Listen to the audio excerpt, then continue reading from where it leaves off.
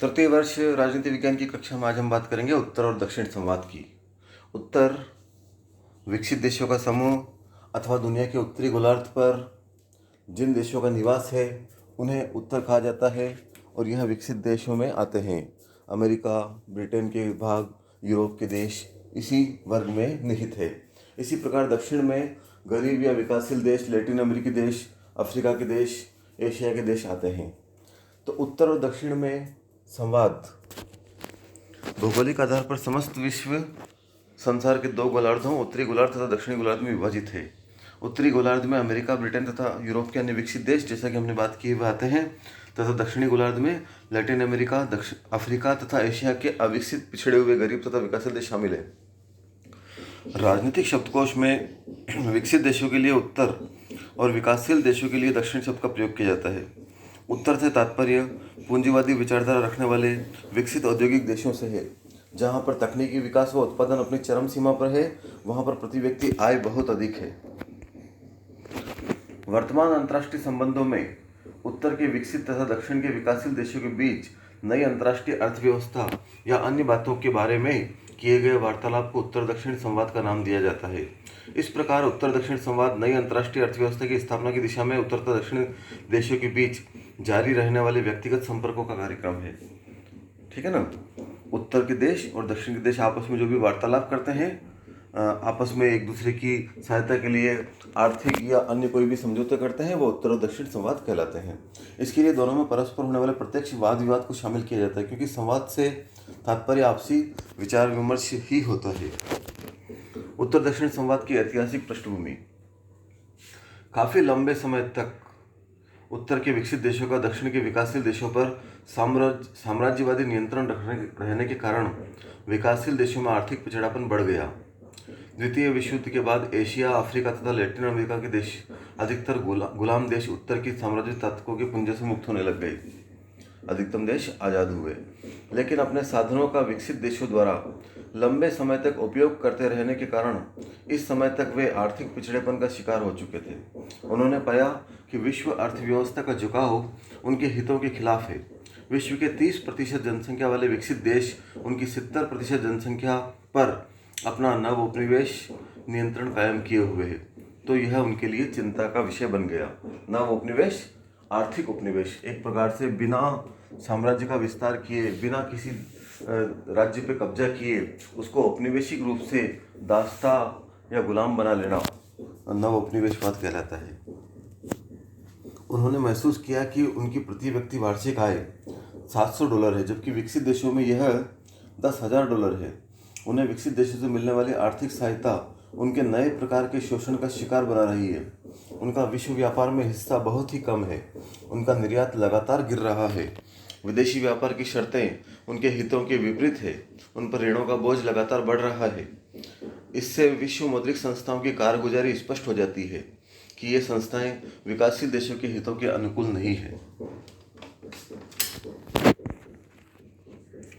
1964 से 1967 तक व्यापार एवं प्रशुल्क पर हुए सामान्य समझौते गेट के तहत विकसित तथा विकासशील देशों में निर्यात व्यापार संबंधी कुछ विचार विमर्श हुआ, लेकिन उसका कोई ठोस परिणाम नहीं निकला।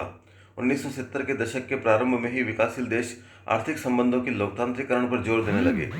संयुक्त राष्ट्र महासभा ने 1974 में अपने विशेष अधिवेशन में नई अंतर्राष्ट्रीय अर्थव्यवस्था हेतु घोषणा एवं कार्यक्रम का मसौदा पारित किया। तब से अंकटाड, गुटनिरपेक्ष सम्मेलन आदि के माध्यम से विश्व अर्थव्यवस्था के ढांचे में परिवर्तन की मांग बलवती होने लगी। उत्तर के विकसित देशों ने इस बात को महसूस किया कि विकासशील देशों की उचित मांगों को अनदेखा करना गलत है। इसलिए उन्होंने आपसी विचार विमर्श की प्रक्रिया प्रारंभ की, जिसे उत्तर दक्षिण संवाद कहा जाता है। अब हम बात करेंगे उत्तर दक्षिण संवाद के बारे में क्या क्या प्रयास हुए। 1975 की पेरिस वार्ता। संयुक्त राष्ट्र महासभा द्वारा नई अंतर्राष्ट्रीय अर्थव्यवस्था की घोषणा के बाद यह प्रथम प्रयास था, जिसका उद्देश्य अंतर्राष्ट्रीय आर्थिक सहयोग में वृद्धि करना था। दिसंबर 1975 के विकसित तथा विकासशील देश अंतर्राष्ट्रीय आर्थिक सहयोग में वृद्धि करना था। इस मुद्दे पर सभी एकत्रित हुए और इसमें 8 विकसित देश तथा 19 विकासशील देशों ने भाग लिया। इस सम्मेलन के आयोजन का श्रेय अमेरिकी विदेश सचिव डॉक्टर हेनरी किसिंजर को जाता है। इस सम्मेलन को अंतर्राष्ट्रीय आर्थिक सहयोग सम्मेलन के नाम से भी जाना जाता है। इसमें उत्तर के विकसित देशों ने दक्षिण के निर्धन देशों के लिए कुछ सहायता कार्यक्रम की घोषणा की, जिनमें गरीब देशों का बढ़ता तेल घाटा तथा जिस मूल्य को स्थिर करने के लिए गरीब देशों की सहायता के लिए विशेष कोष की स्थापना की बात स्वीकार की गई।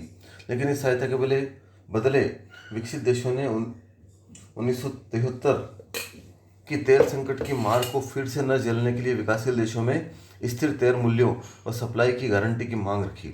इस असंगत मांग ने इस वार्ता को विफल बना दिया और आपसी एकता की मांग को गहरा आघात पहुंचा।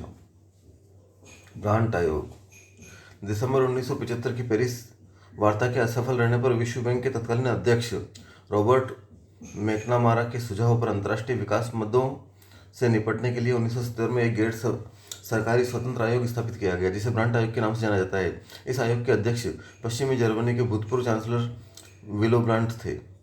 इसमें समस्त विश्व के देशों से सदस्य थे। भारत से के प्रसिद्ध अर्थशास्त्री डॉक्टर के.एल. झा भी इस आयोग में थे। इसकी प्रथम बैठक 1977 में बोन में हुई। इस आयोग ने सामाजिक विकास समस्याओं के बारे में अपनी 2 report north south a program for survival तथा कॉमन क्राइसिस के नाम से दी। आयोग ने अपनी रिपोर्ट में स्पष्ट तौर पर कहा कि विश्व शांति व सहयोग के लिए उत्तर दक्षिण में पारस्परिक निर्भरता आवश्यक है।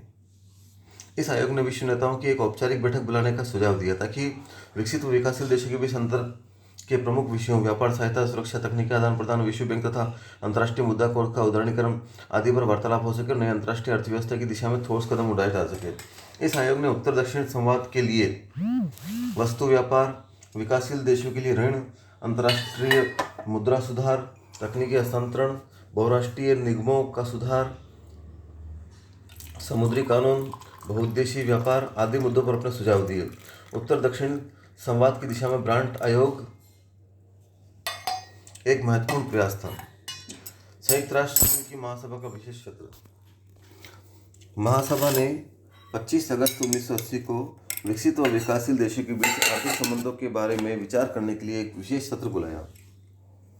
इसमें विकासशील देशों ने अधिक आर्थिक सहायता, अधिक स्वतंत्र व्यापार, संरक्षणवाद से रहित कच्चे माल की स्थिर कीमतें आदि की मांग की और विकसित देशों के सामने इस मांग को रखा, लेकिन विकसित देशों ने इसे अस्वीकृत कर दिया। केवल इस बैठक में 9 महीने बाद होने वाली व्यापक समझौता वार्ता के लिए आधार प्रस्तुत कर दिया। अतः उत्तर दक्षिण संवाद का यह प्रयास विकसित देशों की नकारात्मक भूमिकरण असफल रहा। कानकुन सम्मेलन।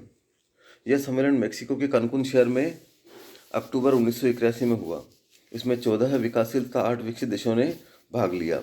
इसका उद्देश्य उत्तर दक्षिण संवाद की प्रगति को जांचना था। इसमें 23 देशों को निमंत्रण भेजे गए, लेकिन सोवियत संघ ने इसमें हिस्सा नहीं लिया। अमेरिका के कारण क्यूबा को इसमें नहीं बुलाया गया। प्रथम शिखर वार्ता को संबोधित करते हुए अमेरिका के राष्ट्रपति रिगन ने कहा, अमेरिका व्यापक समझौता वार्ता में शामिल हो सकता है यदि उनमें नई अंतर्राष्ट्रीय संस्थाओं के निर्माण की बात न हो।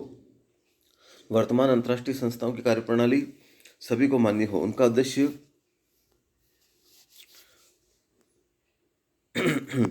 अंतर्राष्ट्रीय आर्थिक विकास को अधिक तेज करना था। विकासशील देशों ने इस बात पर जोर दिया कि विश्व बैंक तथा अंतर्राष्ट्रीय मुद्रा कोष के ढांचे में व्यापक परिवर्तन करके उन्हें अधिक प्रासंगिक बनाया जाए, लेकिन विकसित देशों ने इसका विरोध किया और कहा कि इस बारे में संयुक्त राष्ट्र संघ के निर्णय को ही माना जाएगा।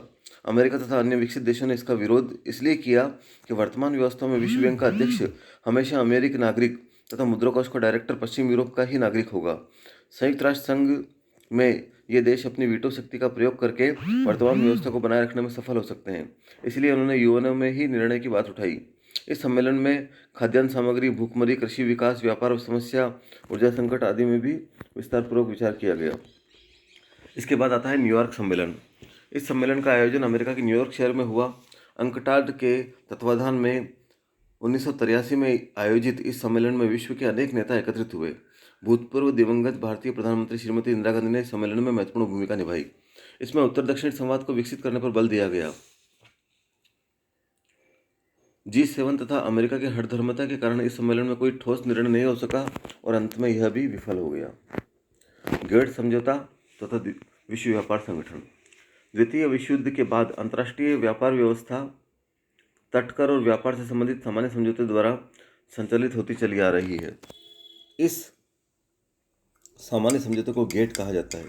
इसका अर्थ है व्यापार और प्रशुल्क पर सामान्य समझौता।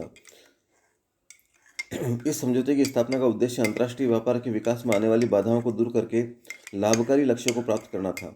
1986 तक इसमें 8 सम्मेलन हुए। 8वां सम्मेलन 20 सितंबर 1986 को उरुग्वे, अमेरिका में हुआ, जिसमें 100 देशों ने भाग लिया। उरुग्वे सम्मेलन में आगामी 4 वर्ष तक अंतर्राष्ट्रीय व्यापार व्यवस्था पर गेट की प्रगति रिपोर्ट प्रस्तुत करने पर विचार हुआ, लेकिन 7 वर्ष बाद भी गेट अंतर्राष्ट्रीय व्यापार व्यवस्था पर आम सहमति आधारित रिपोर्ट नहीं दे सका। इसी प्रकार 1990 तक उरुग्वे वार्ता किसी सर्वमान्य हल तक पहुंचने में असफल रही। 1991 से 108 सदस्यीय गेट के महानिदेशक आर्थर डंकल ने गेट के भावी स्वरूप पर 500 पृष्ठों की अपनी प्रस्ताव सूची पेश की। इन प्रस्तावों पर विचार करने के लिए 17 अप्रैल 1992 तक समय दिया गया। विकासशील देशों ने डंकेल प्रस्तावों का विरोध किया क्योंकि इसमें कृषि सब्सिडी, बौद्धिक संपदा अधिकार, पेटेंट, कॉपीराइट, ट्रेडमार्क, विदेशी निवेश उपायों तथा सेवाओं को भी शामिल करके विकासशील देशों की मांगों और आवश्यकताओं की अनदेखी की गई और विकसित देशों के ही हितों का ध्यान रखा गया। इसमें सबसे अधिक विरोध पेटेंट अधिकारों के बारे में था। अब बात करते हैं पृथ्वी सम्मेलन की। प्रथम पृथ्वी सम्मेलन जून 1992 में तथा दूसरा 1997 में हुआ। इनका उद्देश्य पर्यावरण सुरक्षा के मुद्दों पर विचार करना था। प्रथम पृथ्वी सम्मेलन रियो डी जेनेरो, ब्राजील में 3 से 14 तक 1992 तक आयोजित हुआ। इसमें विकसित व विकासशील देशों ने पर्यावरण प्रदूषण के लिए एक दूसरे पर आरोप लगाए। विकसित देशों ने कहा कि विकासशील देशों की जनसंख्या विस्फोट की स्थिति के कारण व गरीबी के कारण यह हुआ है। ये देश घने जंगलों का सफाया कर रहे हैं और पर्यावरण संतुलन को खराब कर रहे हैं। इसके विपरीत विकासशील देशों ने कहा कि ऐसा विकसित देशों द्वारा विलासिता की वस्तुओं पर किया गया फिजूल खर्च है, जिससे वातावरण में ग्रीन हाउस प्रभाव में वृद्धि हुई। इस प्रकार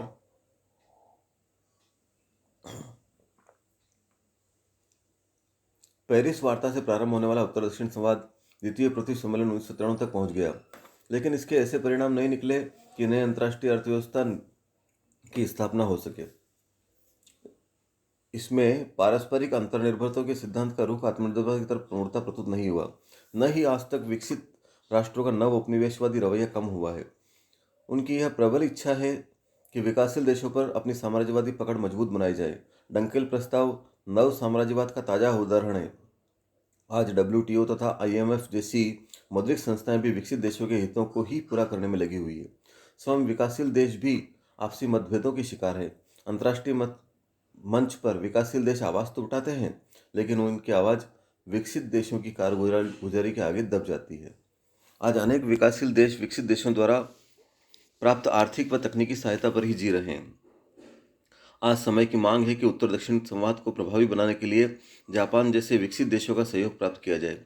दक्षिण दक्षिण सहयोग को आधार बनाकर विकसित राष्ट्रों पर अपनी निर्भरता को कम किया जाए और आत्मनिर्भरता को उपयोगी बनाया जाए। इससे उत्तर दक्षिण संवाद पर आशानुकूल प्रभाव पड़ेगा और नई अंतर्राष्ट्रीय अर्थव्यवस्था की स्थापना का मार्ग प्रशस्त होगा।